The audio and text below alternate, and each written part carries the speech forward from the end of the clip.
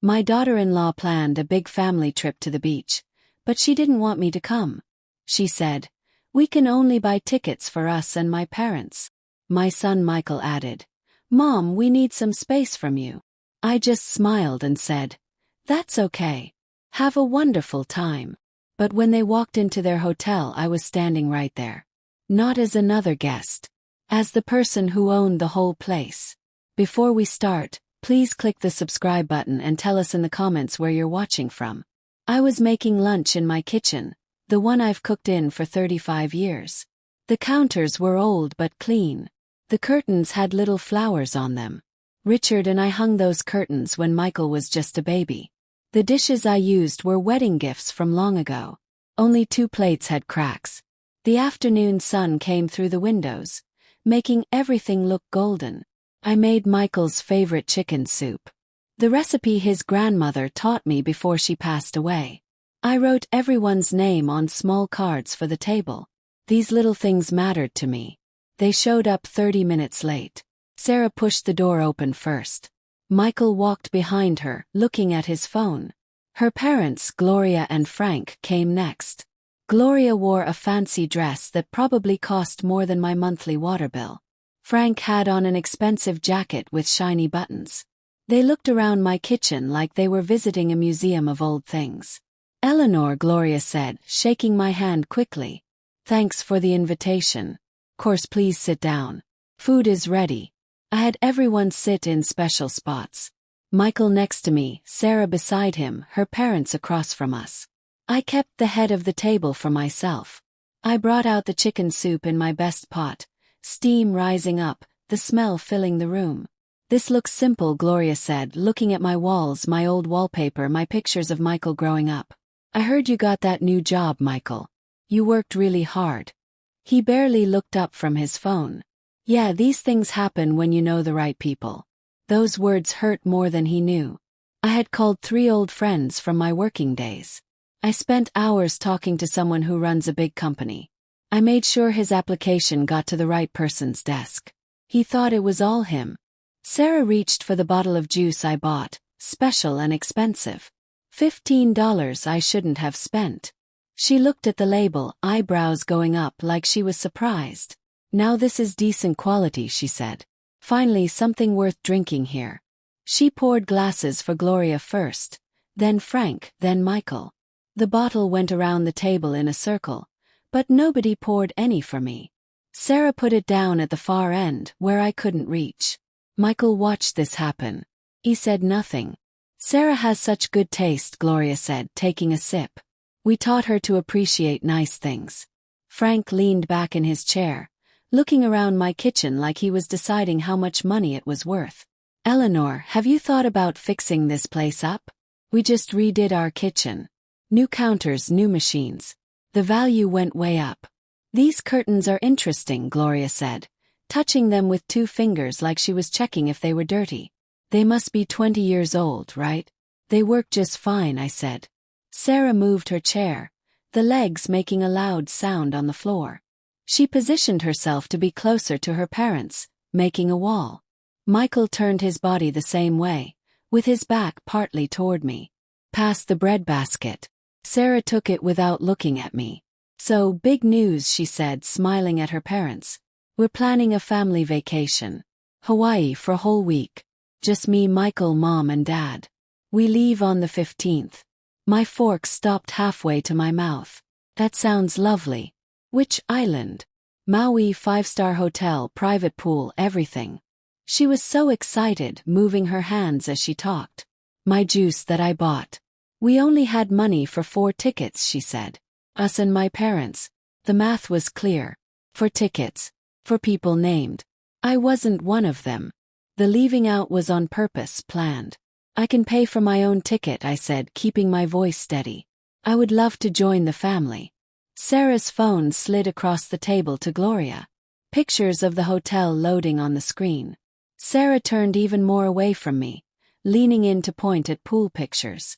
When she talked, she didn't look at me. "We need a break from you, Mom."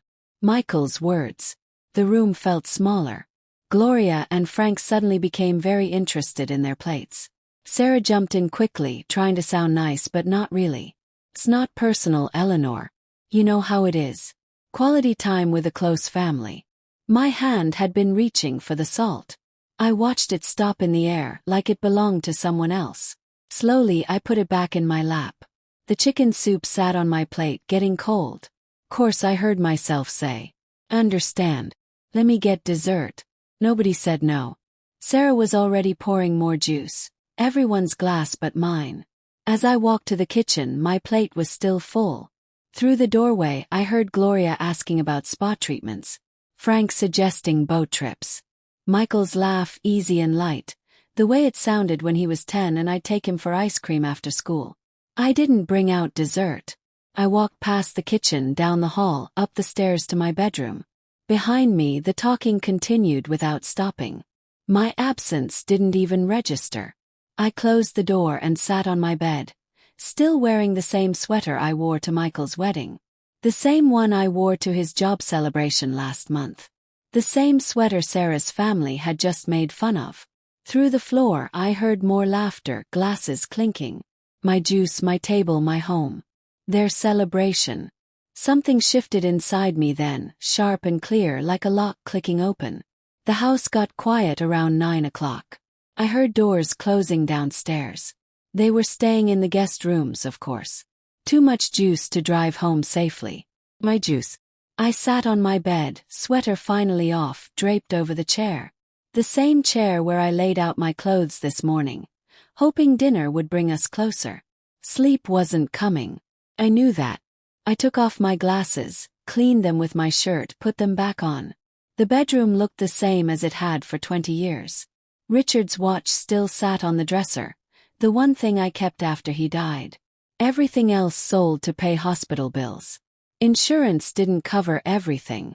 Michael had been 25 then, just out of college, crying at the funeral. I held his hand the whole time. When did his hand let go of mine? Memories came in pieces, sharp and clear. The wedding, $40,000. Most of my savings. Michael in his suit, looking uncomfortable. Sarah beside him in her white dress, glowing. I wrote the check thinking, this is what mothers do. This is how you show love. The car, $18,000 for the down payment on their fancy new car. The one they drove past my house last Christmas without stopping. They were going to Sarah's parents for dinner. We'll pay you back, Mom. That was 5 years ago. I stopped asking about the money after the first year. The furniture for their apartment. The emergency roof fix they couldn't afford.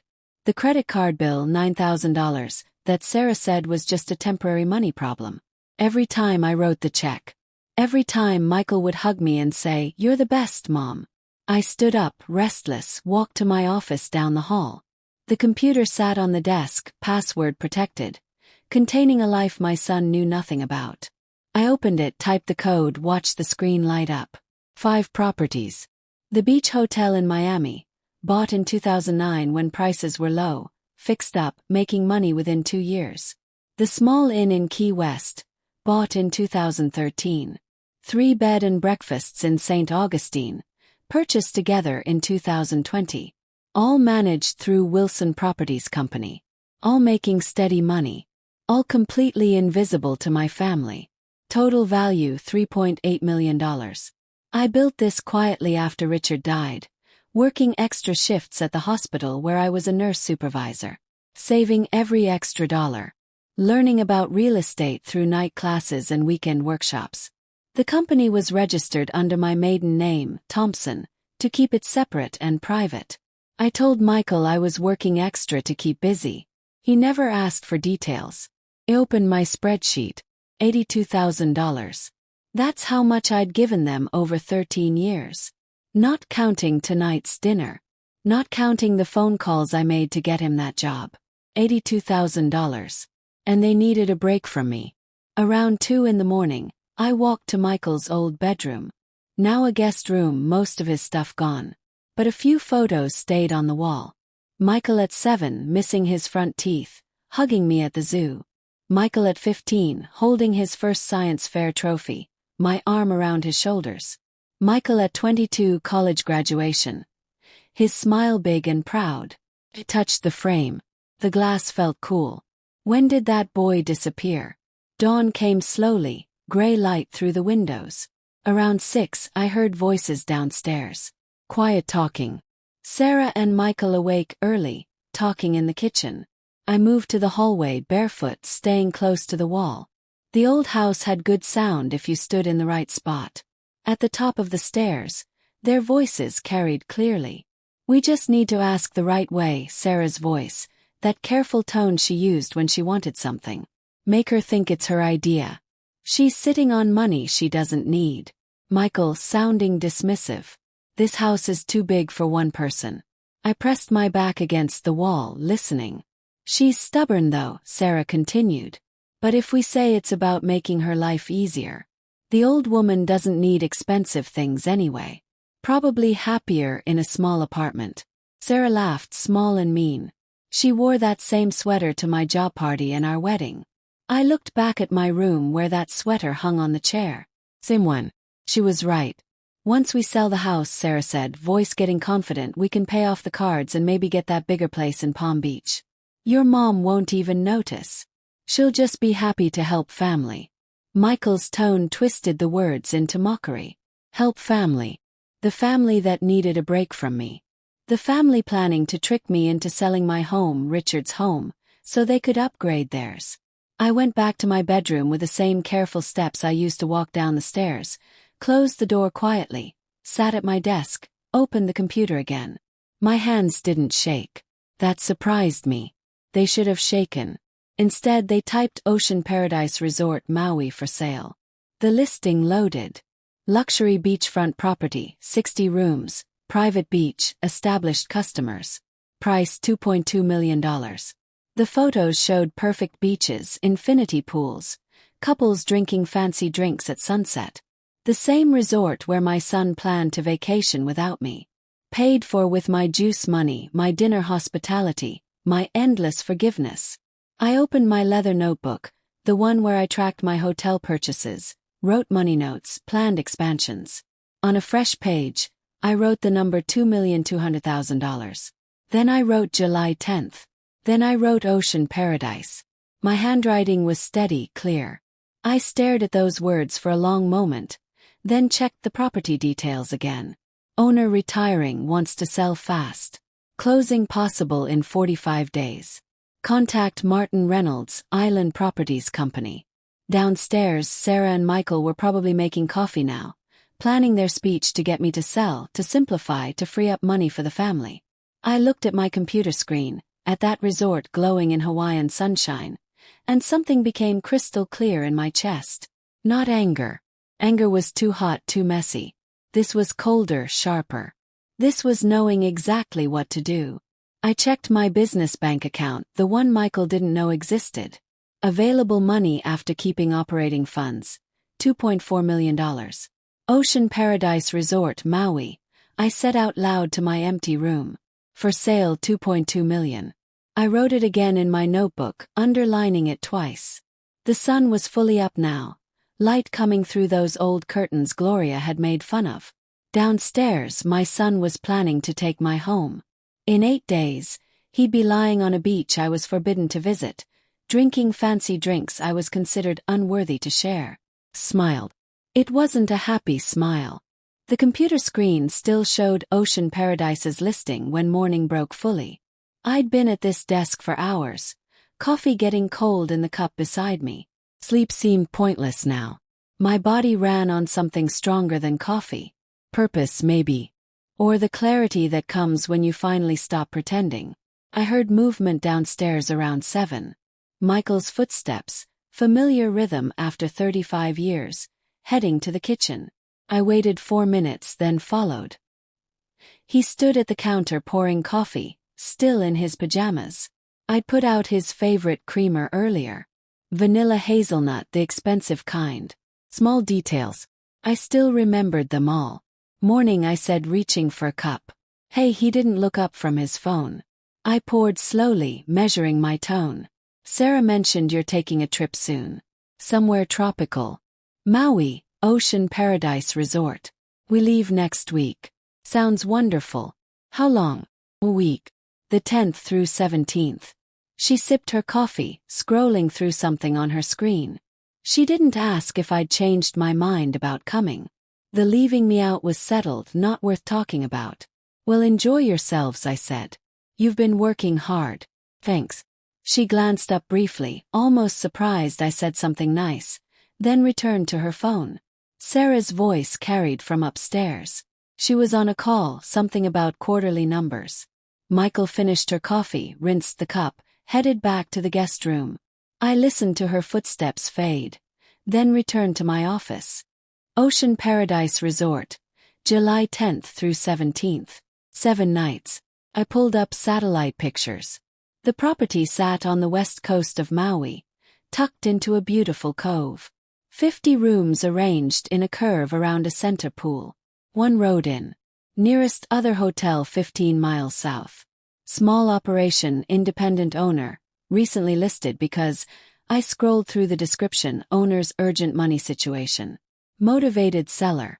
My favorite words. I opened my locked drawer and took out the files I'd need. Company papers for Wilson Properties. 3 years of tax records showing real business income. Bank statements proving I had the money. Evidence I could buy it. Then I reached for my phone. Eleanor Wilson calling for account help. The banker answered on the first ring. I'd been with this bank for 25 years. Moved enough money through them to get immediate attention. Mrs. Wilson, how can I help? I walked to the window, watching Sarah and Michael load their cars outside. Regular workday. They had no idea. I need access to $2.3 million within 48 hours. Combination of available accounts and the credit line against the Miami and Key West properties. Silence. Then that's very fast timing, Eleanor. May I ask? Investment opportunity. Time sensitive. Can you do it? I'll have approval by end of day today. But I'll wait for your call. I hung up before he could ask questions. Through the window, Sarah's car pulled out. Michael's followed. 30 seconds later, the house settled into quiet. I spent the next 5 hours researching everything about Ocean Paradise. Ownership history, money patterns, guest reviews. Mostly good, some complaints about old furniture and slow internet. Staffing structure. Lean operation. General manager named Lisa Chen running day-to-day. Owner increasingly absent. Current occupancy 68%. Room for improvement, but the foundation was solid. The foundation was perfect. By 1 in the afternoon I wrote my plan. Called David Martinez's office, got his assistant, scheduled an emergency meeting for 3. Then I drove downtown 25 minutes through Miami traffic, practicing my explanation at each red light. Keep emotion out. Present this as business with personal reason, not revenge. Smart purchase. David's office was on the 12th floor of a glass building on Brickell Avenue. He met me in the conference room, tie loose, reading glasses on his head. Eleanor, your message said urgent. I spread papers across his polished table. The Ocean Paradise listing, my financial statements, a handwritten timeline showing I needed ownership by July 9th. He studied them, expression changing from curious to concerned. You want to buy a hotel in Hawaii in 60 hours. May I ask why the impossible timeline? My son is vacationing there July 10th. He doesn't know I'm buying it. I need to own it before he arrives. David took off his glasses completely, set them down carefully. Eleanor, I understand there's personal reason here, but buying commercial property in Hawaii with 60 hours of checking is professionally not advisable. The property is already listed. The owner wants to sell. Have the money. What's the actual legal risk? He sighed, the sound of a lawyer knowing a client won't be stopped. Title problems, hidden debts, building issues. You're buying without seeing it. I'm buying smartly. And this, he tapped my notes about the house. You want your Miami property in a special trust? With me as the only trustee and owner. No one can force a sale without my permission. You understand this means Michael can't inherit it the normal way if something happens to you. I understand perfectly. David studied me across the table. Whatever he saw there, and I knew what he saw, The same cold clarity I'd felt since dawn made him nod slowly. I'll need to bring in a Hawaii lawyer, someone local who knows the area. Do it. Bill me whatever it costs. Eleanor, he leaned forward. What did he do? I met his eyes. He needed a break from me. I'm giving him one. He didn't ask more. Smart man. I left his office at 4:30, drove home through rush hour traffic, called Michael Torres from the car. Torres Notary Services. Michael, it's Eleanor Wilson. I need trust papers prepared. My house transferred to a personal trust. How quickly can you write them? Standard time is a week for review. I need them in 4 days. Silence stretched. Then that's possible. My rush rate is whatever it is, fine. Send the papers tonight. I'll email them within 3 hours. Back home, the house felt different. I walked through rooms I'd lived in for 30 years, seeing them as Sarah and Michael saw them. Small, outdated, beneath what they wanted. The curtains Gloria had mocked. The kitchen where I'd served chicken soup while they poured my juice for everyone but me. This was still my home. They would never take it. My phone rang at 6. The banker. Mrs. Wilson, your credit line is approved. 2.3 million available Monday morning. Perfect. The loan purpose is listed as commercial property purchase. Is that correct? Yes. Very good. We'll have papers ready to sign. I made one more call that evening.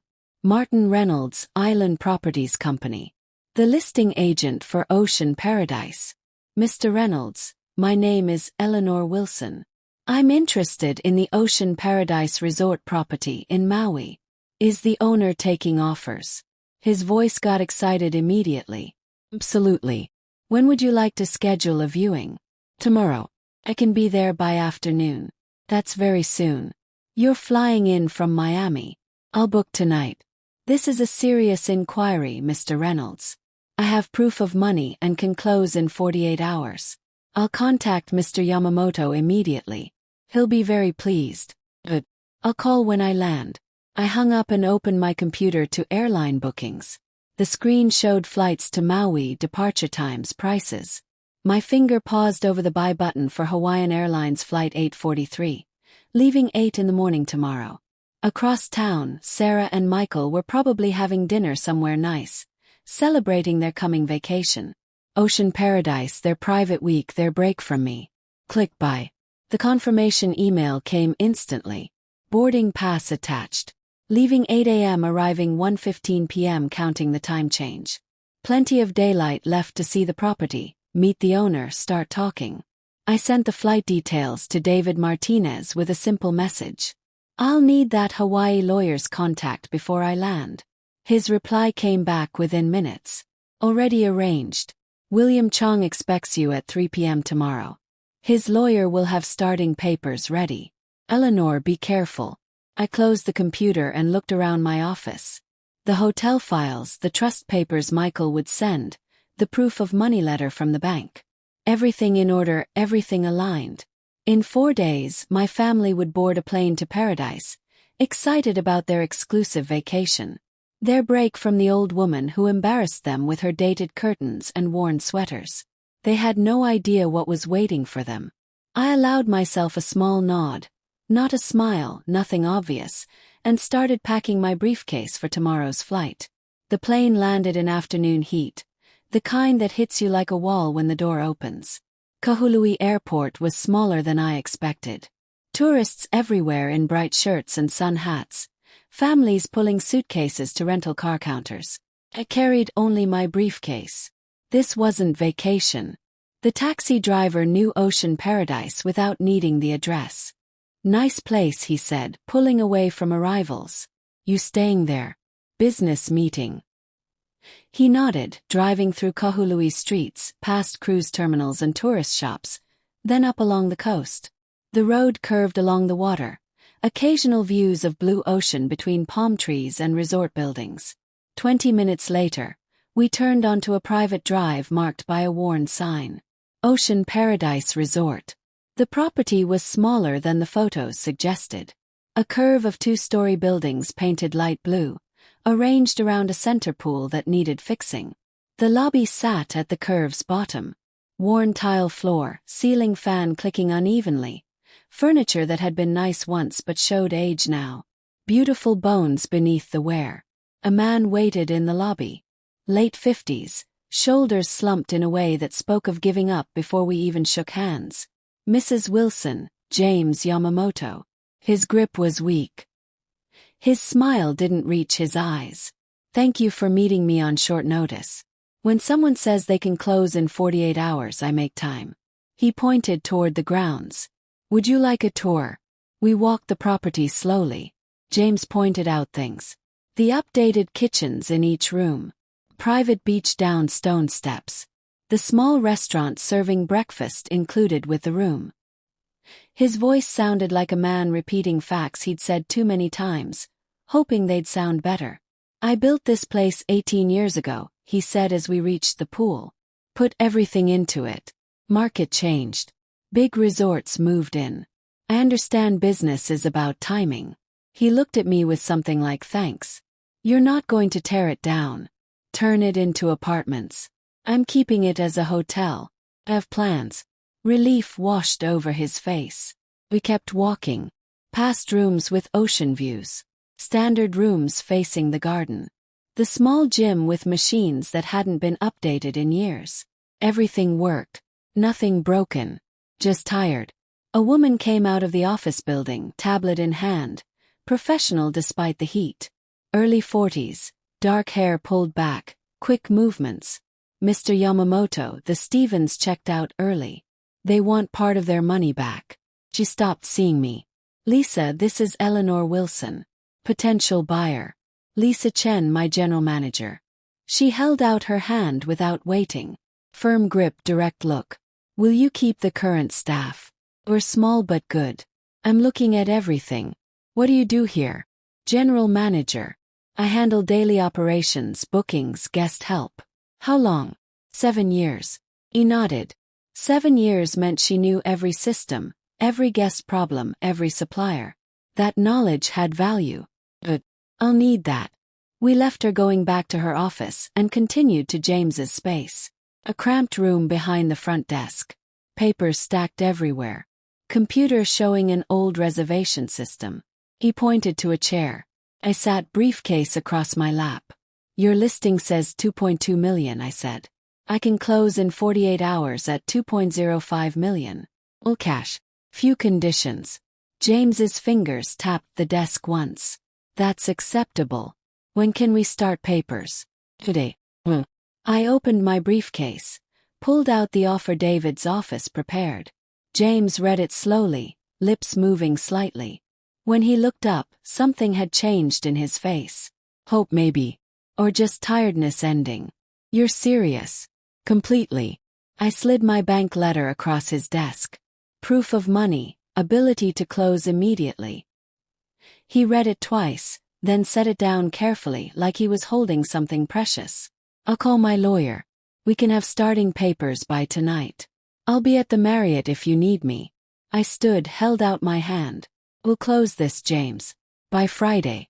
His handshake was firmer this time.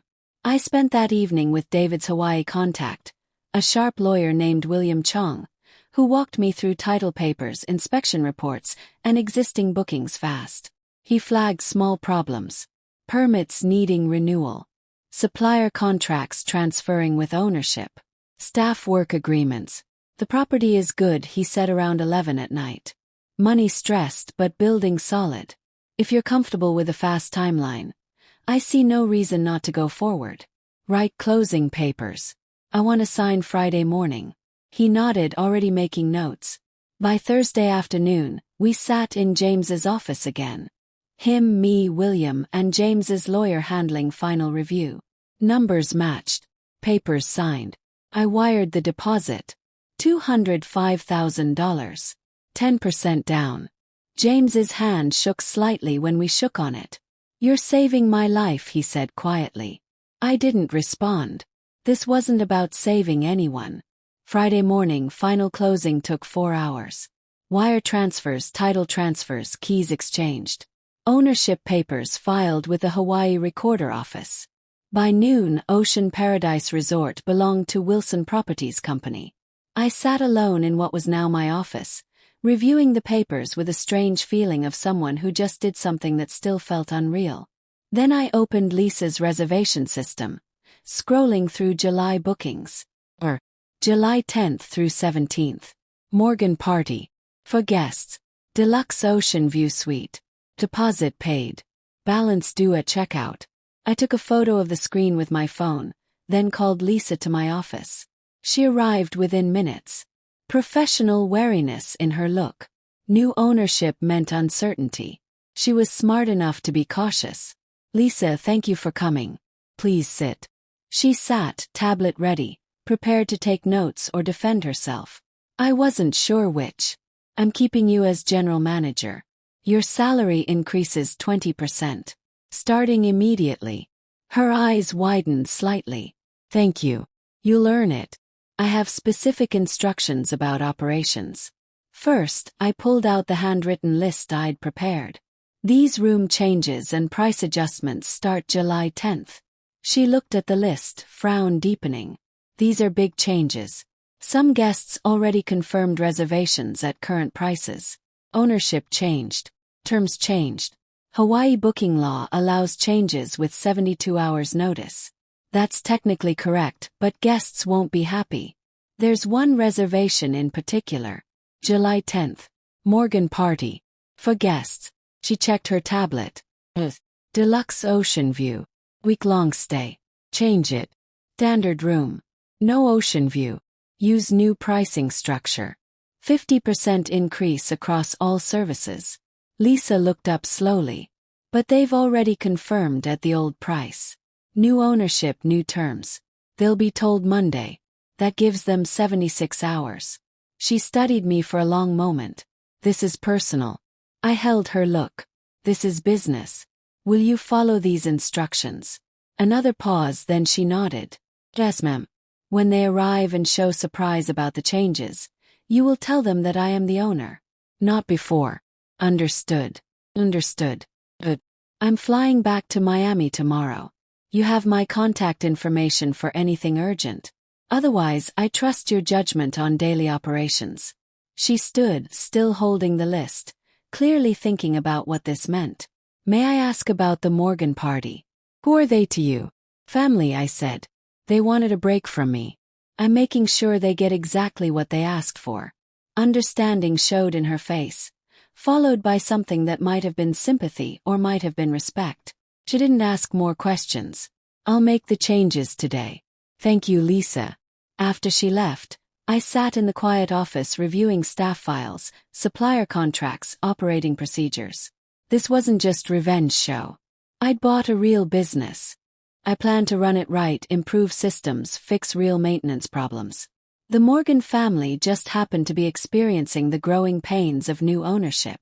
Simply unfortunate timing. Or perfect timing, depending on how you looked at it. That evening, I stood on Ocean Paradise's beach, feet in sand still warm from the sun. The cove curved around me in both directions, private and perfect. Waves touched the shore gently. 3 days from now, Michael and Sarah would stand in this exact spot, expecting their exclusive paradise vacation. They would find something very different waiting. I slipped the ownership papers into my briefcase and closed it with a quiet click. Tomorrow I'd fly home. Act normal. I'd wave goodbye when they left for the airport on Saturday. Wish them a wonderful trip. Play the role of the excluded mother accepting her fate. Monday morning they'd get Lisa's email about the ownership change and policy updates. By the time they understood what happened, they'd be mid-flight, unable to cancel. And I would be home, sitting in my old house with my dated curtains, waiting for the phone call I knew would come.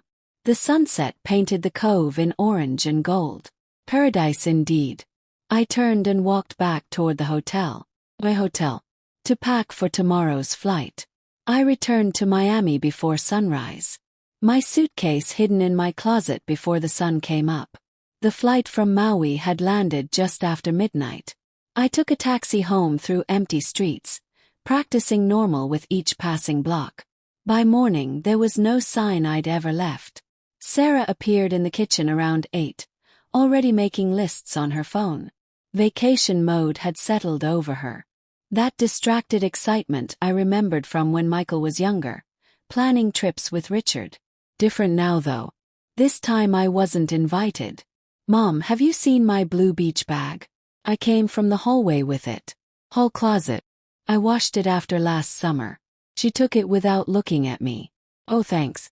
I'd made coffee, put out her favorite creamer. Small acts that cost nothing meant everything once. Now they barely registered. Weather looks perfect, I said, pulling up the forecast on my tablet. Mid-80s, sunny all week. Great. I helped her pack through the morning, finding her favorite swimsuit, checking that her phone charger would work in Hawaii, folding clothes the way Richard had taught me 40 years ago. Each movement was careful, familiar, bitter. I placed the swimsuit in her suitcase with the same care I'd used to plan dismantling her expectations.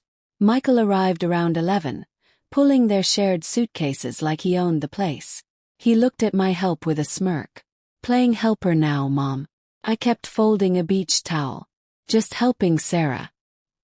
He dropped into my recliner, the one Gloria had judged during dinner, and checked his phone. Travel is expensive. We're already stretched thin with this trip. The opening I'd expected. I pulled $600 bills from my wallet, counted them carefully, held them towards Sarah. Here. 600. Bending money. She took them without thanks, stuffing them in her purse. Michael watched the exchange, then said just loud enough for me to hear, "At least the old woman's good for something."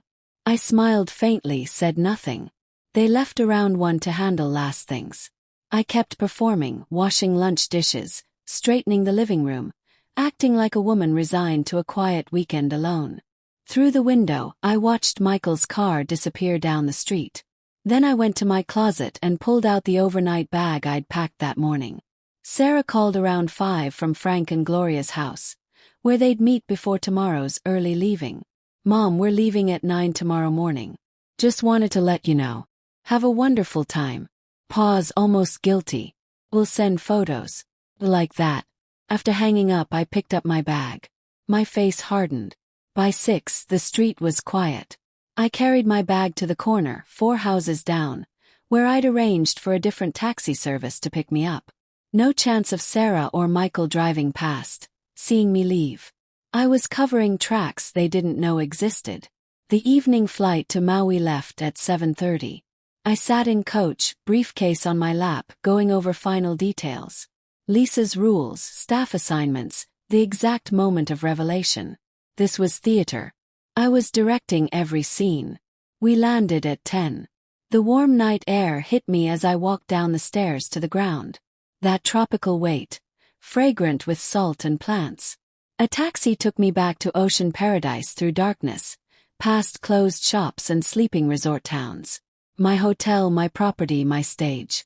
I slept 5 hours in a small staff apartment Lisa had prepared, then woke at 5. While I showered in Maui, Sarah was probably waking in Miami, checking her flight details one more time. While I dressed in business pants and a pressed white shirt, Michael was likely making coffee in Frank and Gloria's kitchen, eager to start their exclusive vacation. While I reviewed staff assignments in my office, they were loading luggage into Frank's SUV. 2 stages, 2 performances about to collide. At 7, I gathered the staff in Ocean Paradise's small conference room. Lisa sat at the front, tablet ready. Marcus, our security person, leaned against the wall. 2 housekeepers, the restaurant manager, the front desk worker. Everyone who'd interact with the Morgan party. I gave out printed instruction sheets, professionally formatted, leaving nothing to guess. "The Morgan party checks in at 2 p.m., I said. "Party of 4. They're currently assigned to rooms 8 and 10. Lisa confirmed on her tablet. Standard rooms, not the deluxe ocean view suite they originally booked. Correct. I made eye contact with each staff member. They will complain. You will explain the room change was necessary because of ownership change.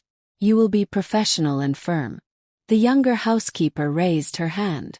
Is there a problem with these guests? Just follow the rules exactly as written. After the meeting ended, Lisa stayed behind. You're really doing this? Every word of those rules exactly as written. She studied me for a long moment. And when they see you, Check my watch. 10 a.m. local time. The Morgan family was boarding their flight in Miami right now. Frank probably telling nearby passengers about their exclusive small resort. Gloria showing photos on her phone. They were walking down the walkway into a plane that would bring them here to me, completely unaware. They'll see the owner of this property, I said. Nothing more, nothing less. Lisa nodded slowly. She'd chosen her side. I spent the next hours checking preparations. Walked through rooms 8 and 10. Standard rooms with parking lot views. Tested the water pressure, functional but weak. Nothing like the rainfall shower in the deluxe suite they'd expected. Checked the air conditioning, worked but noisy, humming loud enough to bother sleep. Everything was okay. Nothing was wrong. Nothing was right. At 1, I changed into my business clothes. Checked my reflection in the office mirror. Calm, professional, the owner of a Hawaiian resort doing normal business. No hint of the mother they'd excluded, mocked, planned to trick. At 1:30, I looked at Lisa's screen one final time. Flight 843 from Miami landed on schedule. They'd be getting luggage now, finding a taxi, heading this way. At 1:52, I heard tires on gravel in the driveway. I straightened my collar and walked toward the lobby. Through the window, I could see a taxi pulling into the Circle Drive. Doors opening, familiar people stepping out into afternoon sunlight. Sarah got out first, shading her eyes. Michael followed, already looking at the property like he owned it. Frank and Gloria came out from the other side. Gloria immediately taking photos of the entrance. They had no idea what waited inside. I stepped back from the window, positioned myself in the office hallway where I could watch the front desk. Lisa moved to her spot. Marcus took his usual position near the entrance. I checked my watch one final time. 2 p.m. The front doors opened and my family walked into my hotel. The lobby air conditioning met them with a gentle rush. I watched from the hallway as they took in the space. Smaller than they'd expected probably, but beautiful in its tropical simplicity. Ceiling fans turned slowly overhead. Potted palms sat beside the front desk. Through the far windows, the pool sparkled blue against ocean blue. Michael walked to the desk first, confident in every step. He put his credit card on the polished wood with a slap. Morgan, party of 4. We have the deluxe ocean view suite reserved.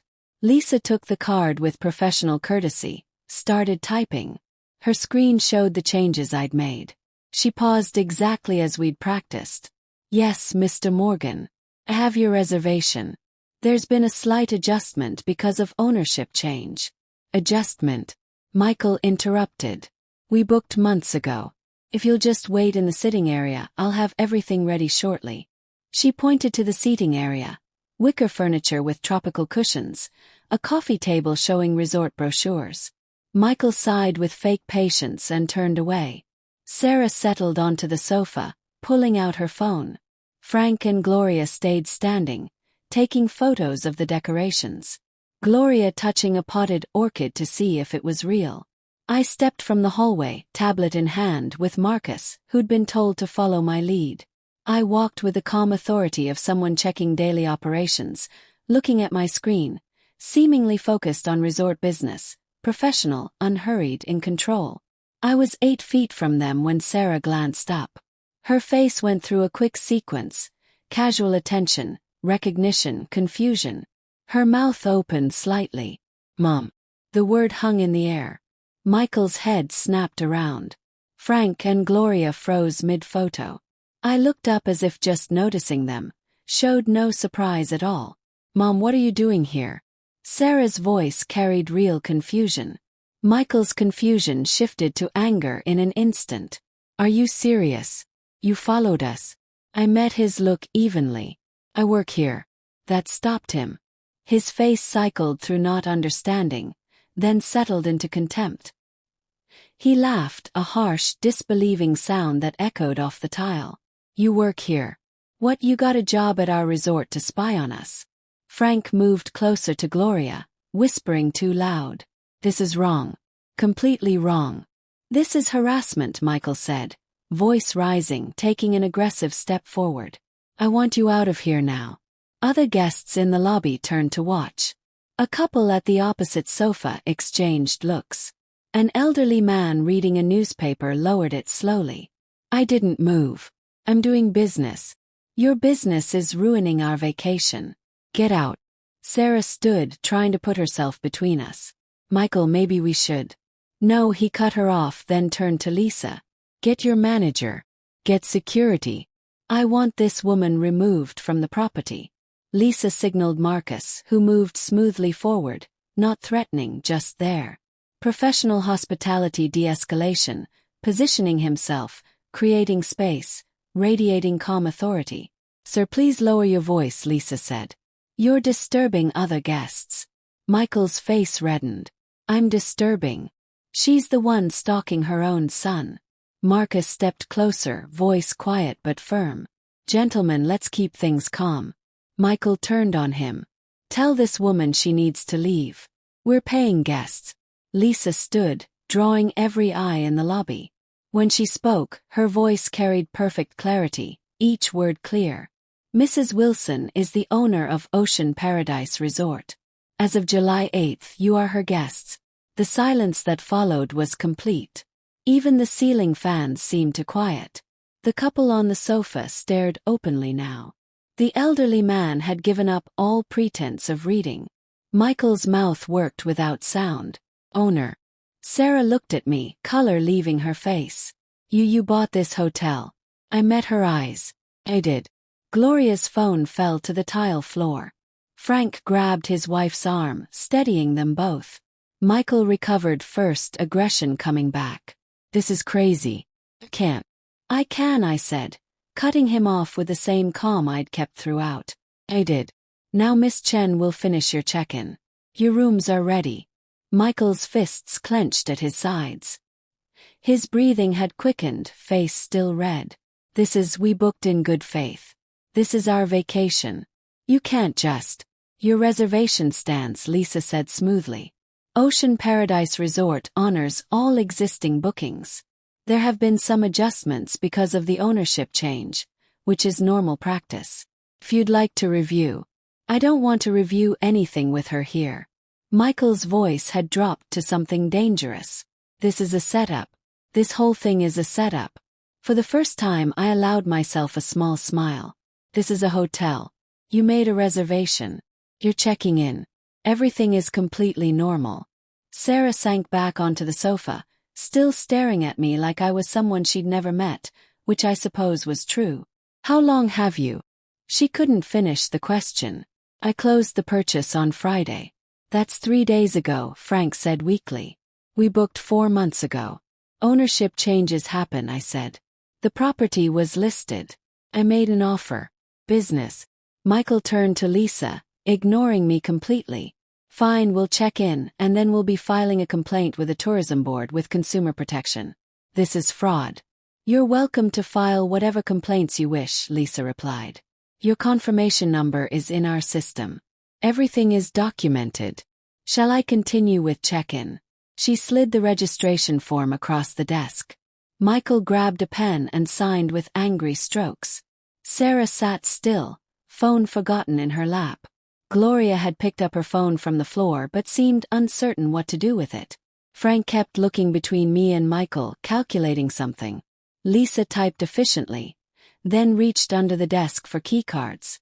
She set 2 on the counter. You're in rooms 8 and 10, second floor. The porter will help with your bags. Wait, Michael's eyes narrowed. 8 and 10. We booked the deluxe ocean view suite. Because of ownership change and property updates, some room changes were necessary. You were notified by email 72 hours before check-in. We received no email. Lisa turned her monitor to show him. Sent Monday morning at 8 a.m. to the email address on file. morganms@outlook.com. Michael pulled out his phone, scrolled angrily through his inbox. His face changed as he found it. He read, jaw tightening with each line. This says the rates increased 50% across all services. That's correct. New ownership put in updated pricing. Again, you were notified within the legal window for changes. He looked at me, understanding finally coming in full. You did this on purpose. I said nothing. Didn't need to. Sarah stood slowly, moving to the desk, taking one of the keycards with a hand that clearly shook. She still hadn't looked at me again. Couldn't maybe. Your rooms are on the second floor, Lisa repeated. Breakfast is included, served 6 to 10 a.m. in the restaurant. Checkout is 11 a.m. on the 17th. Do you have any other questions? Michael opened his mouth, closed it, opened it again. No, he finally said. Wonderful. Enjoy your stay at Ocean Paradise Resort. The porter came with their luggage cart. Sarah followed him toward the stairs like someone in a dream. Gloria held Frank's arm as they walked behind. Michael stayed at the desk a moment longer, staring at me with clear hatred. You'll regret this, he said quietly. Perhaps, I acknowledged. But not today. He grabbed the second keycard and followed his family toward the stairs. I watched them climb. Sarah's shoulders stiff, Michael's posture radiating fury. Frank and Gloria whispering urgently between themselves. Marcus moved to stand beside me. That went exactly like you planned, he observed. Did. What happens when they see the rooms? Checked my watch. In about 2 minutes, they'll discover that standard rooms have parking lot views, lower water pressure, and older air conditioning units. They'll realize the minibar prices have tripled. They'll notice the bathroom supplies are basic rather than premium. And then they'll come back down here to complain. I straightened my tablet. And Miss Chen will politely explain that everything meets the stated room standards. And no refunds are available for bookings made under previous ownership. Through the second-floor windows, I could see movement in room 8. A door opening, Sarah stepping inside, Michael behind her, stopping suddenly in the doorway. I heard the muffled sound of raised voices. Lisa caught my eye from behind the desk. I nodded once. The show had just begun. The porter left them in the hallway. Sarah slid her keycard into room 8's lock, the green light blinking permission. She pushed the door open and stepped inside, then stopped. I watched from the lobby's security camera feed in my office. Lisa had positioned the monitor where I could watch without being obvious. Sarah stood still in the doorway, taking in the standard room with its parking lot view, the old furniture, the narrow bathroom visible through the half-open door. This wasn't the deluxe ocean view suite shown in their booking photos. She walked to the window like someone moving through water, movements slow and dreamlike, pulled the curtain aside, stared at the parking lot, the dumpster area, a maintenance building with peeling paint. Michael pushed past her into room 10. His parents' assigned space, already complaining. I couldn't hear the words through the camera, but his hand movements were clear enough. Arms spread wide, pointing at the window. Frank appeared behind him, face falling with understanding. Gloria sank onto the bed, still holding her purse. Within 12 minutes, my desk phone rang. Lisa's voice, professional. Ms. Morgan on line 2 about her room assignment. I listened to the recorded call later. Sarah's voice tight with held-back anger. We booked a deluxe ocean view suite. This is a standard room with a parking lot view. Lisa's response, exactly as planned. I apologize for the confusion, Miss Morgan. During the ownership change, we had to move several reservations because of renovation scheduling. Your rate stays the same. Can we upgrade? Pay the difference.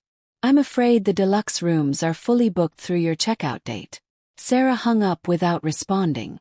That evening, they tried dinner at our restaurant, the only eating option within walking distance. I positioned myself at a corner table with paperwork spread before me, reviewing actual work reports while staying visible, professional, untouchable, the owner doing business. When their menus arrived, Michael's face changed. He pulled out his phone, scrolling through screenshots he'd saved of our old pricing. His jaw tightened. The server approached at his signal with practiced patience. These prices don't match your website. New management put in updated pricing yesterday, sir. All platforms were updated at the same time. Michael looked across the restaurant at me. I didn't acknowledge his look, just signed the document Lisa had brought for approval. He walked to my table a moment later, Frank following reluctantly behind. I looked up with mild attention. The prices on this menu don't match what's on your website. New management, new pricing. Updated yesterday across all platforms. That's convenient timing. That's business, Michael. If the rates don't work for you, I'm sure other properties would welcome your reservation. His face colored. The nearest hotel is 12 miles away. I returned to my paperwork. Then I suppose our rates are competitive. He stood there another moment, breathing through his nose, before returning to his table. Their simple dinner, nothing fancy, just main courses and drinks, cost them $210 before tip. I watched Gloria's face when the bill came. She looked like she'd tasted something bad. The next morning brought new problems. At exactly 5:45 a.m., maintenance started work on the hot water system. The pipes ran through the walls next to rooms 8 and 10. The sound was impressive. Hammering, clanging, water rushing through old pipes. Perfectly legal, perfectly timed. I did my morning property walkthrough at 6, clipboard in hand, happening to pass their rooms just as Frank came out in his bathrobe, hair sticking up at angles, looking exhausted. Morning, sorry for the noise. Necessary repairs. Should finish by 6:45. He blinked at me, too tired to form a response. I continued my inspection, noting items on my clipboard that had nothing to do with him. By the third day, the pattern was clear. Wi-Fi became unstable, functional in the lobby and restaurant, mysteriously dropping in their specific rooms. Our technician shrugged apologetically. Island systems. Sometimes signals don't reach certain areas.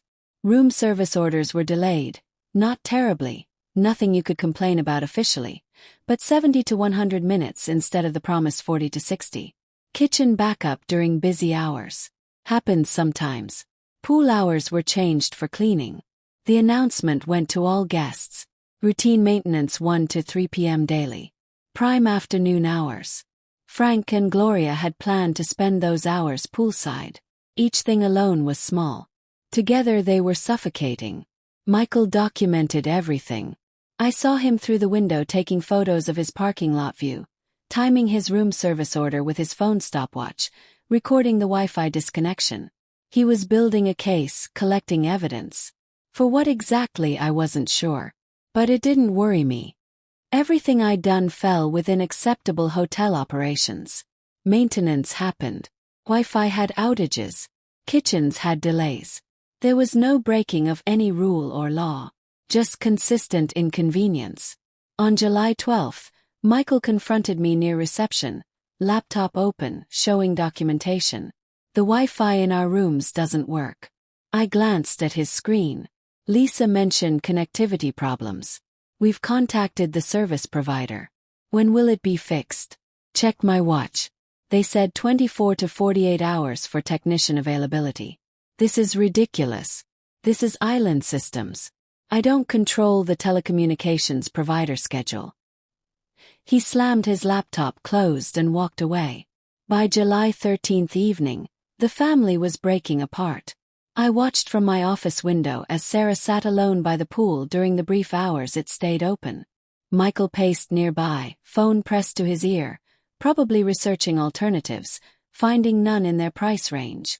Frank and Gloria sat under an umbrella, whispering with tight urgency, occasionally looking toward Sarah with faces that weren't sympathetic. They were blaming each other, assigning fault. The pressure was working exactly as designed. That night, I saw lights burning late in room 10. Frank and Gloria were awake, probably arguing their options, finding none acceptable. In room 8, Sarah's shadow moved past the window repeatedly, pacing, unable to settle. Michael's light stayed on past midnight. Through the thin walls, maintenance staff reported hearing keyboard clicks, fast, angry typing. I made a note on my tablet. Monitoring required. Then returned to actual business. Supplier contracts that needed review. A staffing problem Lisa had flagged.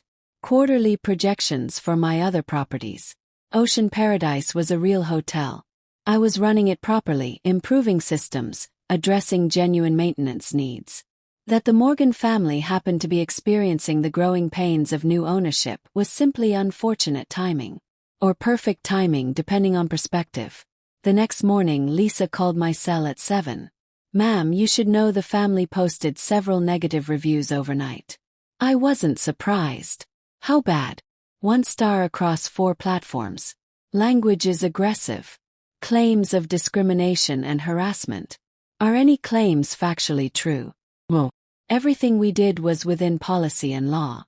"Write professional responses. Acknowledge dissatisfaction. Reference ownership change. Offer general commitment to service improvement. Don't argue with specific claims." "Already started. I'll send them for your approval." I pulled up the reviews on my computer. Frank and Gloria's was angry. "Owner engages in targeted harassment. After discovering personal connection, systematically made our experience worse. Unethical business practices. Discriminatory treatment. Avoid at all costs." Michael's used legal-sounding language. Breach of contract about room assignments. Unauthorized price increases. Owner has clear conflict of interest. Consumer rights violations. Will be pursuing legal action. I read them twice, analytical rather than emotional. They were angry, desperate, grasping for weapons they didn't have. My responses, written carefully and reviewed by Lisa, went live by noon. "We regret this guest's dissatisfaction. Ownership changes occasionally require operational adjustments as we work to improve service standards. We appreciate all feedback and remain committed to providing quality hospitality. Professional, unassailable, untouchable." In room 10, I imagined Michael refreshing the review sites, seeing my response, realizing it gave him nothing to attack. 4 more days until checkout. 4 more days until they'd face the bill, calculated at new rates, including all service charges, resort fees, and extras. 4 more days until they'd return to Miami and discover what I'd done with the house. I smiled briefly, alone in my office, then returned to work. Michael's response appeared online at 6 the next morning. Detailed, careful, citing specific laws he'd researched about consumer protection in Hawaii. He'd spent hours on it. I could tell from the exact timestamps, the legal citations, the desperate professionalism of someone grasping for control. It was impressive. It was also useless. By 8 a.m., he was sitting in a local lawyer's office. I learned this later from Lisa, who heard it from our restaurant server, who'd overheard Michael making the appointment by phone. Small island, small resort. Information traveled. The meeting cost him $400. I knew because he complained about it loudly to Sarah in the hallway afterward, voice carrying through their open door. The lawyer had found nothing actionable. Price changes were legally done with required notice. Room changes during ownership transitions were within hotel rights. Maintenance was routine. Wi-Fi failures were system problems, not intentional service denial.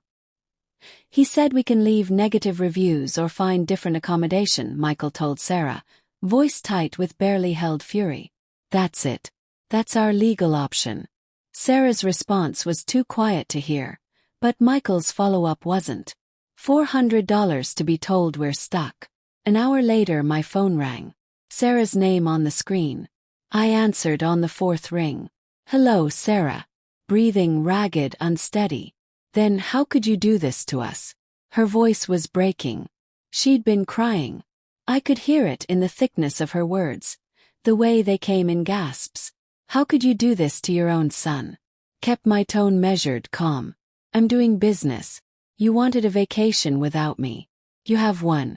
You're punishing us. This is cruel. This is what you chose. I'm simply providing the service you're paying for. When we get back, her voice rose to something near hysteria. When we get back, we're kicking you out of our house. We'll sell it whether you like it or not. Ice formed in my chest. This was the moment I'd expected, prepared for. Try it. 2 words, delivered flat, final. She sobbed once, loud and harsh. Then the line went dead. I sat in my Ocean Paradise office, phone still in hand, and thought about the conversation. Sarah was unraveling. But Michael was desperate, throwing money at lawyers who couldn't help him. Better. Frank and Gloria were humiliated. Their bragging to neighbors now a source of embarrassment. perfect. But the house threat required immediate attention. I booked an afternoon flight to Miami. Michael Torres's office was exactly as I remembered. Modest, professional paperwork organized in exact stacks. He had the trust papers ready, printed and marked with colored flags showing where I needed to sign. "This makes the property untouchable without your explicit permission," he explained, sliding the first page across his desk. "Your son cannot force sale, cannot claim inheritance rights while you're living, cannot even fight the arrangement without major legal expense." "That's exactly what I need." He studied me briefly. "May I ask what caused this level of protection?" "Family problems." Michael nodded wisely, asking nothing more. "Sign here, here, and initial the final page." I worked through the papers carefully. Each signature, each initial, another lock on something Sarah thought she could take from me. When Richard and I bought this house in 2000, Michael was 9 years old, running through the empty rooms before we'd even moved furniture in. He'd claimed the bedroom with the big closet, made us promise it would always be his. I'd kept that promise for 30 years. Now he wanted to sell it to pay off credit cards. Speaking of which, at Michael's desk, I pulled up my credit monitoring service on my phone. I'd co-signed on 3 of Sarah's cards years ago when she was building credit. The linked accounts showed in my report. $56,000 in debt. I scrolled through the details. Multiple credit cards, all opened or significantly increased within the last 8 months. A personal loan from a high-interest lender at 20% interest. Cash advances, balance transfers. The pattern of people juggling, desperate. Counting on money they didn't have yet. Counting on my house. I took a screenshot, then another of the timeline. The debt had grown fast in May, around the time Michael had announced the vacation. Around the time they'd started planning to pressure me into selling. They'd spent money they expected to get from my house value. "Everything looks correct," Michael said, putting his notary seal on the final page. "I'll file these with the county recorder this afternoon. You'll have complete protection." I slid one copy into my briefcase, left another with Michael, and carried the third to my car. The flight back to Maui didn't leave until the next morning, so I spent the night in my own home. My legally protected, completely controlled home. I walked through rooms I'd lived in for 30 years, touching the walls Richard had helped paint, standing in the kitchen where we'd made breakfast for 3 decades. Sarah could threaten all she wanted. This house was mine. I returned to Ocean Paradise on the morning of July 15th. Lisa met me in the office with updates. The Morgan family was quiet, spending little time in their rooms, avoiding the restaurant where prices hurt too much. They found a food truck 2 miles down the road and were walking there for cheaper meals. "The heat is getting to them," Lisa reported. Mrs. Morgan, the older one, looked sunburned and tired yesterday. "And the reviews. Your responses are posted. Professional brief. We've had 5 new bookings since yesterday. People who read the reviews and our responses and appreciated our honesty about the change period. The negative reviews were actually helping. People understood that ownership changes created temporary problems. My measured responses showed professionalism. Michael's attacks were backfiring. I pulled up the reviews again, reading them with fresh eyes. All that rage, all those accusations, all that desperate legal language. It made him look unreasonable, especially against my calm acknowledgement of temporary difficulties. "One more thing," Lisa said. Mr. Morgan asked about early checkout. He wanted to know if leaving a day early would lower their bill. I looked up. "What did you tell him?" "That our cancellation policy requires full payment for reserved dates regardless of early leaving. He'd still owe for 7 nights. She hesitated. He asked what the final bill would be. I calculated it for him. With the updated rates, all meals and services, resort fees, extras, it's about $4,900. More than triple what they'd planned for, I imagined. More than they'd expected when Michael had smugly poured my juice at my kitchen table. When Sarah had said they needed a break from me. When he heard the amount, Lisa continued, he went pale. Said there must be an error. Is there? Well, Everything is correct according to current pricing and their usage. Then there's no error. I spent the rest of July 15th reviewing actual business operations. Ocean Paradise had guests besides the Morgans after all, and they deserved proper service. I approved Lisa's staffing schedule, reviewed the quarterly maintenance budget, and met with our food supplier about supply improvements. By evening I was genuinely tired from real work.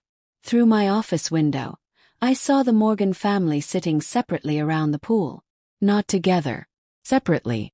Sarah on one lounge chair. Michael on another 12 feet away.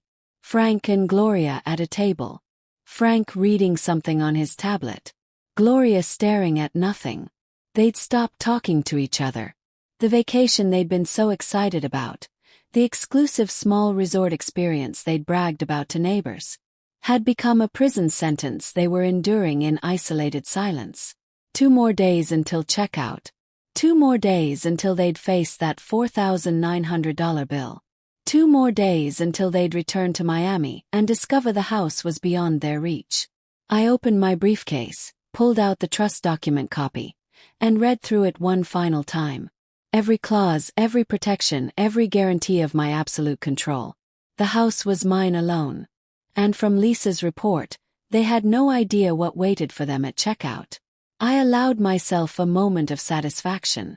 Not joy, not cruelty. Just the cold satisfaction of pieces falling into place exactly as designed. Then returned the document to my briefcase and locked it.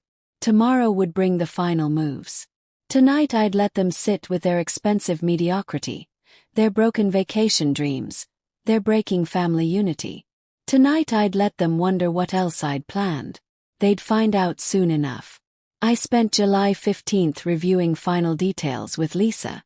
The Morgan family, she reported, had requested early checkout, leaving the 16th instead of the 17th, trying to escape a day early, as if leaving sooner would somehow erase what had happened.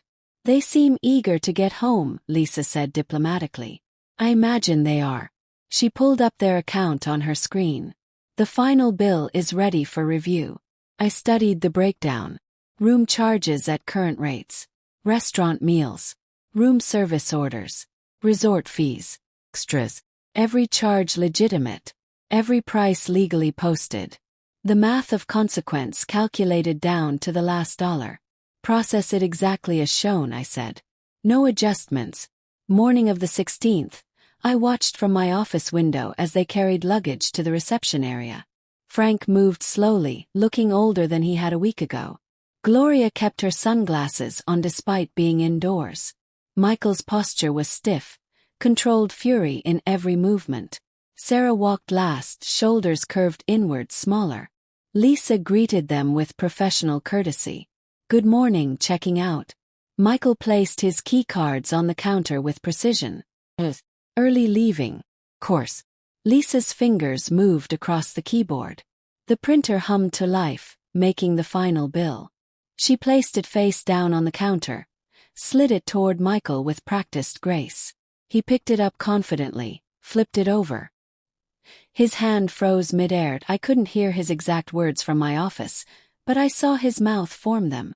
This says $4,900. Lisa's response was calm, rehearsed.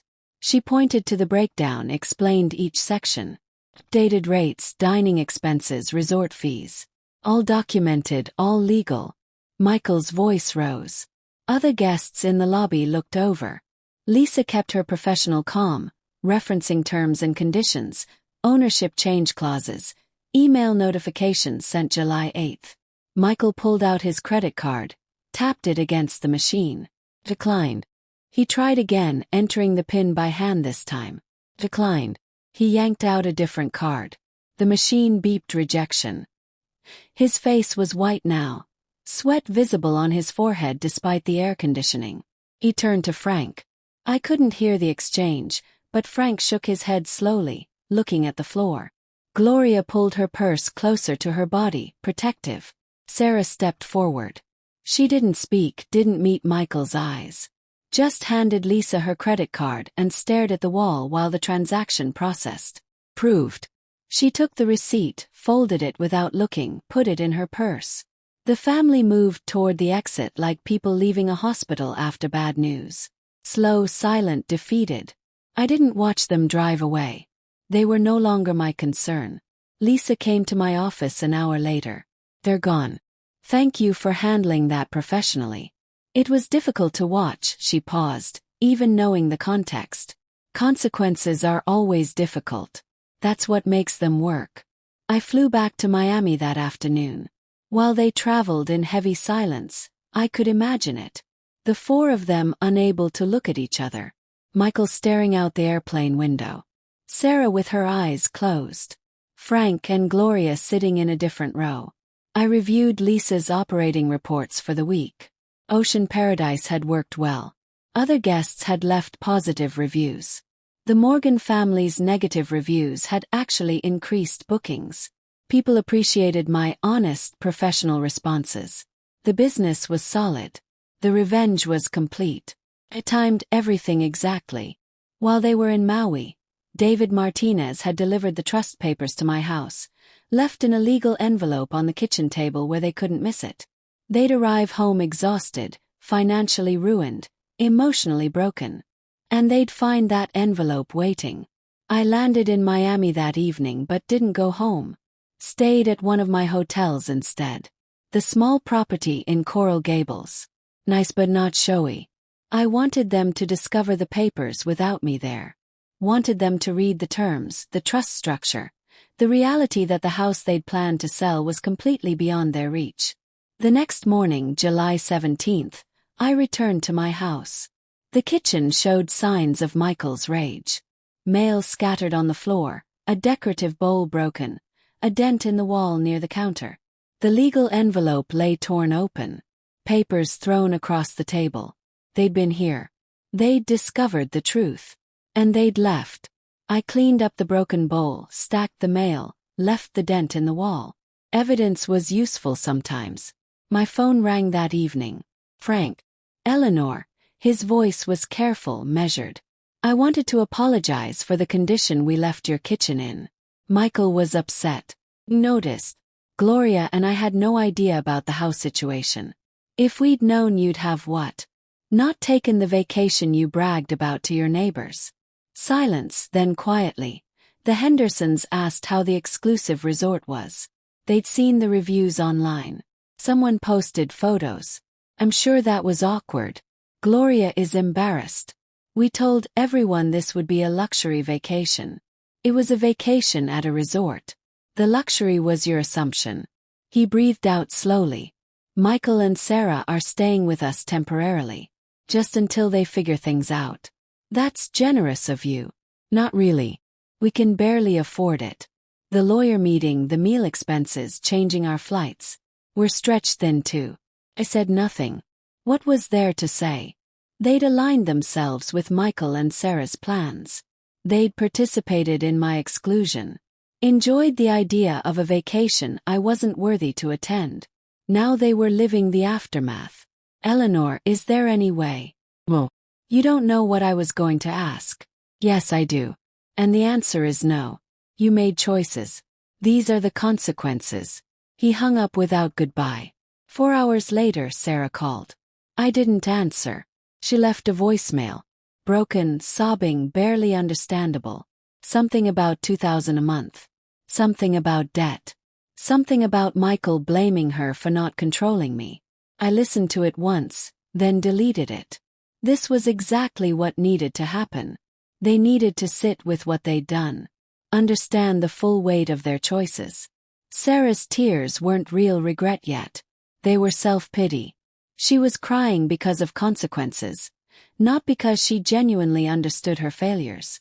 That night, alone in my house with its dated curtains and old furniture, I walked through rooms that had raised Michael from childhood to adulthood. His bedroom still had the big closet where he'd kept his baseball cards. The kitchen still had the step stool I'd built so he could help Richard cook pancakes.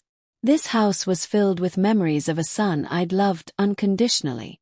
That son had disappeared somewhere along the way. Maybe he could come back. Maybe not. But I'd done what I needed to do. Shown him that respect matters. That people aren't resources. That mothers, even ones with modest houses and old sweaters, have dignity that shouldn't be casually trampled. Whether he learned from this was up to him now. I taught the lesson. The rest was his to figure out. 3 days passed before she knocked on my door. I opened it to find Sarah diminished. No makeup, simple clothes, exhausted beyond words. "Mom, can we talk?" I stepped aside. She sat on the sofa's edge, hands folded. "I was a terrible daughter-in-law. You were always there, and I treated you like you were invisible. I'm so sorry." I kept my expression neutral. "I didn't do this for revenge. I did it to show you what respect looks like." She nodded, tears falling. I didn't comfort her. She needed to sit with this. She returned August 3rd. "Michael and I are separating. He blamed me for not controlling you." She showed me separation papers, credit counselor appointments, job applications. "I'm taking responsibility." I wrote 2 options on paper. 1, you and Michael pay what you owe. Then we're done. 2, you stay alone, pay rent, rebuild on your own. Maybe we repair things. She pointed to option 2 without hesitation. "No money from me. No shortcuts.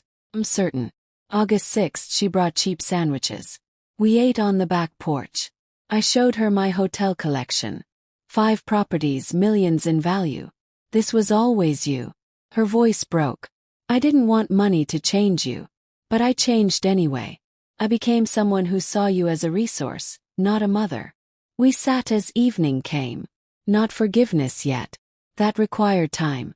But not war anymore either. "Same time next week?" she asked. "Same time." After she left, I stayed on the porch, thinking about what I'd built. Not the modest life they'd assumed, but the successful life I'd been living all along. They'd never bothered to see it. Now Sarah was beginning to. I'd set boundaries, demanded respect, shown her that consequences weren't cruelty. They were clarity. This was never about destroying her. It was about restoring my own dignity. Teaching her that people deserve basic consideration. That respect isn't automatic, especially not from family. Sarah knocked again the following week and the week after.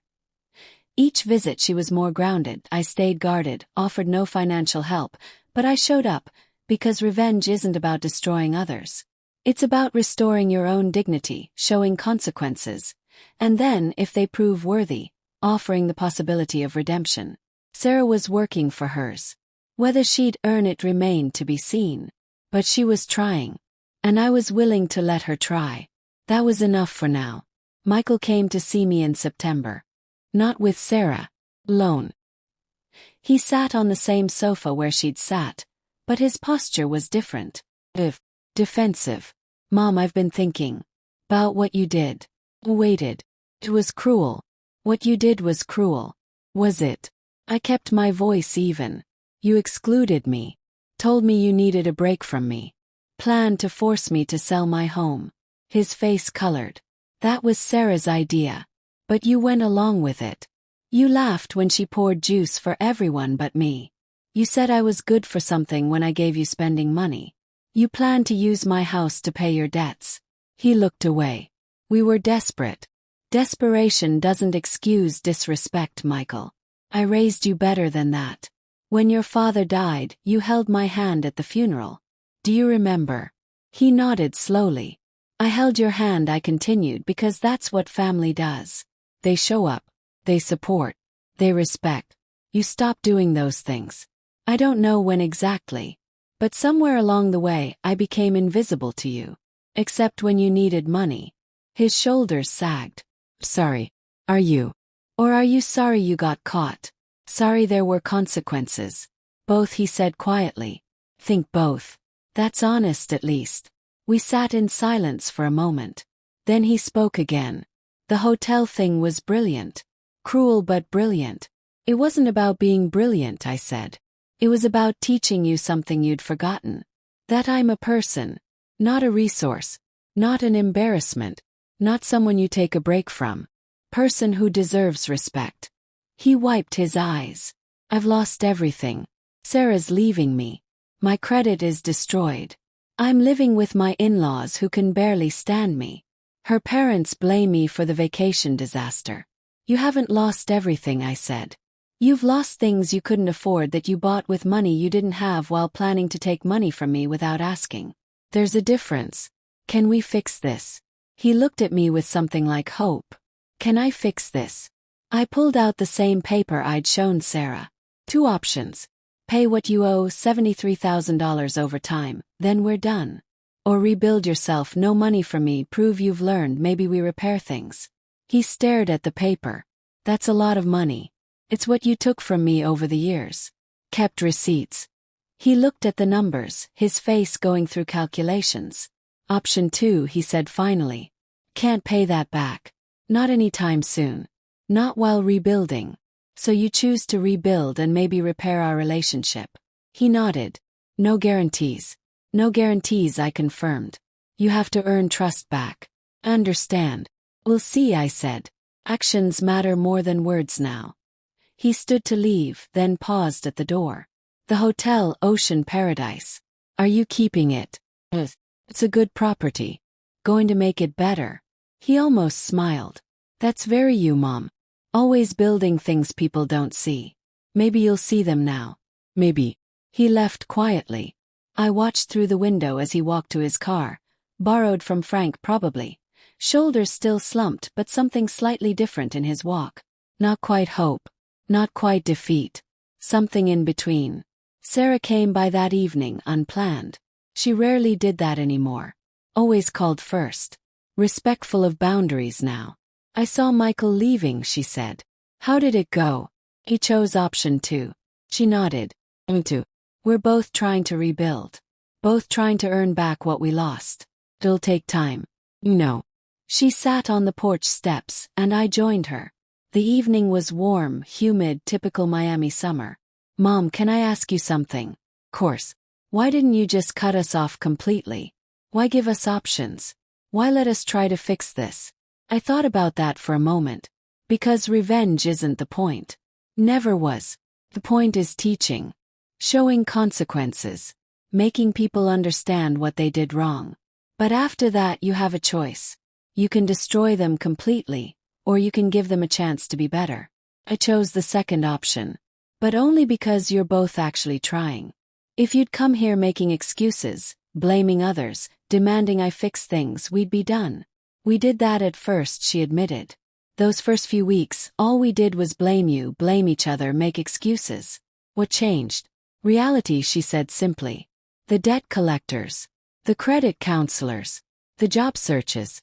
The tiny apartment I'm renting now. Reality showed me that everything you did, all those consequences, they were earned. We earned every bit of it. That's growth. She looked at me. Are you happy with how things turned out? I considered the question carefully. I'm satisfied, I said. Not happy. Satisfaction and happiness are different things. I'm satisfied that I stood up for myself. That I showed you both that respect matters. That I protected what's mine. But I'm not happy that it came to this.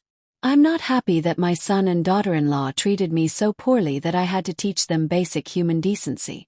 Happy would have been you both treating me well from the start. She nodded slowly. Fair enough. We sat in comfortable silence for a while. Then she stood. Should go. Early shift tomorrow at the cafe. You're still working there. 3 months now. It's honest work. Pays the bills. I'm learning humility. I smiled slightly. Humility looks good on you. She smiled back, genuine this time. I'll see you next week. Same time. Same time. After she left, I sat on the porch until dark. Thinking about the journey from that terrible dinner to now. From exclusion and disrespect to consequences and slow rebuilding. It hadn't been easy. Teaching hard lessons never is. But it had been necessary. Ocean Paradise was thriving under Lisa's management. Occupancy up to 82%. Reviews improving steadily. The renovations I'd funded were complete. New furniture, updated Wi-Fi, modernized pool. It was becoming the resort it had always had the potential to be. My other properties were doing well too. The Miami Hotel had its best quarter in 5 years. The Key West Inn was fully booked through winter. The St. Augustine bed and breakfasts had waiting lists. I'd built something real, something lasting, something that proved I was never just the simple old woman they'd assumed. And slowly, painfully, Michael and Sarah were building something too. Not wealth, not success, but character, responsibility, respect. The things they should have had all along. October brought cooler weather. Sarah's visits became more regular. She'd progressed from cheap sandwiches to occasionally cooking dinner. Simple meals, nothing fancy, but made with effort and care. Michael joined sometimes. The three of us sitting around my old kitchen table, the one where that disastrous dinner had happened. The dynamic was different now. Careful, respectful. They asked about my day. Actually listened to the answers. Shared their struggles without expecting me to fix them. It wasn't perfect. There were still tensions. Still moments of awkwardness. Still memories of hurt that hadn't fully healed. But it was real. And real was better than the fake closeness we'd had before, where they pretended to care while planning to use me. Gloria called in November. Just to apologize. Really apologize. Not the careful, self-serving apology Frank had offered, but genuine remorse. Eleanor, I was wrong. About so many things. The way I looked at your home. The comments about your curtains.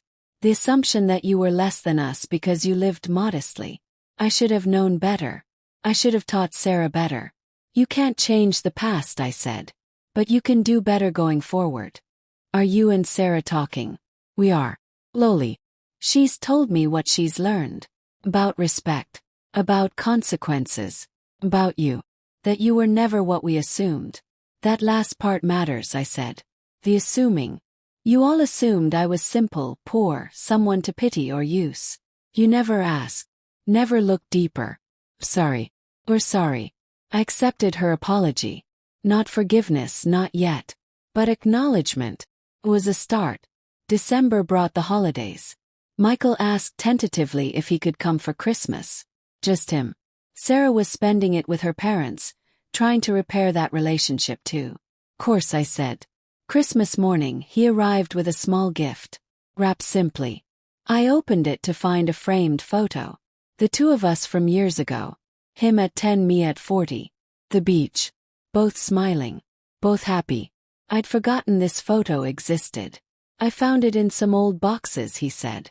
From before everything got complicated. From when I still knew what mattered. I set it on the mantel. Next to Richard's watch. Two precious things from better times. We had a quiet Christmas. Simple dinner. No expensive wine. No pretense. Just a mother and son, trying to find their way back to each other. As the year ended, I reflected on everything that had happened. The exclusion. The hotel purchase. The vacation confrontation. The consequences.